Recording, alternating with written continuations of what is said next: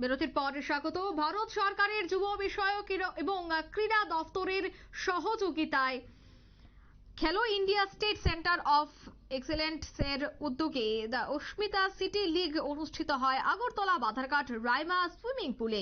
উপস্থিত ছিলেন যুব বিষয়ক ক্রীড়া দফতরের মন্ত্রী টিঙ্কু রায়, যুব বিষয়ক ক্রীড়া দফতরের অধিকর্তা সহ অন্যান্যরা। এদিন দুটি ইভেন্টের উদ্বোধন হয়। জুডো এবং সুইমিং সহ মহিলাদের নিয়ে অস্মিতা সিটি লিগ অনুষ্ঠিত হয়েছে। এই সিটি লিগকে কেন্দ্র করে খেলোয়াড়দের মধ্যেও ছিল যথেষ্ট উৎসাহ। ভারত সরকারের যুব বিষয়ক ক্রীড়া দফতরের সহযোগিতায় খেলো ইন্ডিয়া স্টেট সেন্টার অফ এক্সেলেন্সের উদ্যোগে দ্য অস্মিতা সিটি লিগ অনুষ্ঠিত হয়েছে। এই অনুষ্ঠান, এই সভাকে কেন্দ্র করে, মহিলাদের এই সাঁতার অনুষ্ঠানকে কেন্দ্র করে কি বলছেন মন্ত্রী টিঙ্কু রায়, শোনাচ্ছি। আমাদেরকেও আত্মসমালোচনা করা, দেখা যে আমরা যেগুলো করাচ্ছি সেগুলো কতটুকু সঠিক, বা আমরা আমাদের যে রেজাল্ট সেটা আমরা করতে পারছি কিনা। দেখুন, আমাদের রাজ্যের অনেক ছোট রাজ্য, সেই সংখ্যায় যদি বলি যে অনেকগুলো আমাদের ভারতের বড় বড় রাজ্যগুলোর একটা জেলার সমান আমাদের গোটা রাজ্যের জনসংখ্যা। কিন্তু জনসংখ্যার নিরিখে আমাদের যে মেডেল ট্যালিটা সেটা খুব একটা খারাপ নয়। কিন্তু বড় বড় অনেকগুলো টুর্নামেন্টে আমরা দেখি যখন সর্বভারতীয় স্তরে আমরা পিছিয়ে পড়ছি। এটা কিন্তু আমাদের আজকের দিনে আমাদের আলোচনার বিষয়, যে আমরা এতগুলো পরিকাঠামো উন্নয়ন, যেগুলো ইনফ্রাস্ট্রাকচার কথা বলা হচ্ছে, একটা সময় ছিল যে আমাদের রাজ্যে ইনফ্রাস্ট্রাকচার খুব একটা ছিল না। কিন্তু আজকের দিনে আমরা বলতে পারি যে অন্যান্য রাজ্যের তুলনায়, উত্তর পূর্বাঞ্চলের রাজ্যের তুলনায় আমরা কোনো অংশে পিছিয়ে নেই। আমাদের রাজ্যের ইনফ্রাস্ট্রাকচার, আমরা অনেকগুলো ইনফ্রাস্ট্রাকচার গড়ে তুলেছি ইতিমধ্যে। আমাদের খেলাধুলারও আমরা গ্রামীণ স্তর থেকে ছেলেমেয়েদেরকে তুলে আনার জন্য অনেকগুলো ইনিশিয়েটিভ আমাদের দপ্তর নিয়েছে।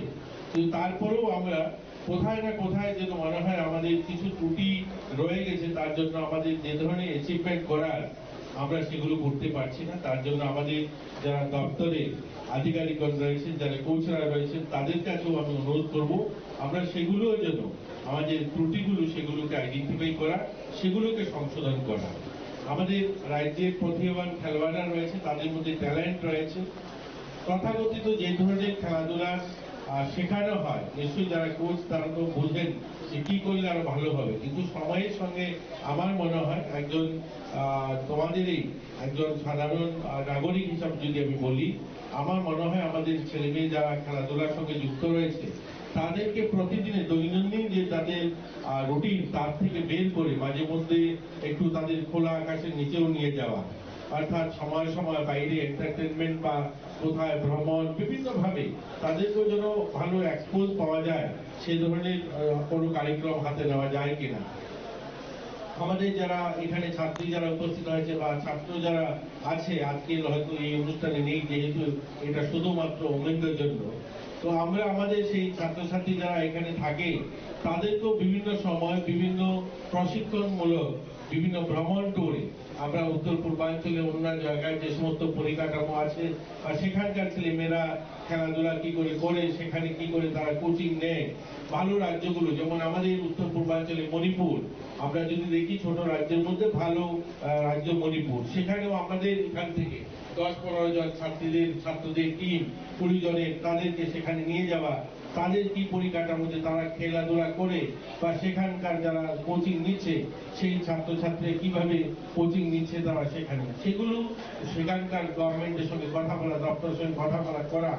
আমার মনে হয় আমরা যদি প্রয়াস করি তাহলে আমরাও। আপনারা শুনলেন মন্ত্রীর বক্তব্য। তিনি বললেন যে খেলাধুলার কতটা এই মুহূর্তে গুরুত্ব রয়েছে, অন্যদিকে শরীরকে সুস্থ রাখতেও খেলার যে কতটা প্রয়োজন সে কথাও কিন্তু বললেন অন্যান্য অতিথিরা। নিয়ে নিয়েছি ছোট্ট একটি বিজ্ঞাপন বিরতি, সঙ্গে থাকুন।